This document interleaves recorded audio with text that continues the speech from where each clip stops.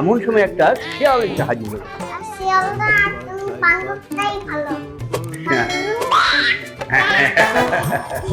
আর বান্দর তো বলে না ইয়া ইয়া। আচ্ছা বান্দর ভালো বলে। আর ওই শিয়ালটা কিন্তু গাছের তলায় ঘুরে ঘুরে কাকে কিন্তু খুব সুনাম করছিল। হ্যাঁ তুমিও বলো আর কি হয়েছে জানো? আর রসগোল্লাটা নিয়ে শিয়াল পালিয়ে যায়। না শিয়ালদা বাকি নেই। হ্যাঁ আর শিয়ালদা না বাকি আর পালিয়ে যায়। আর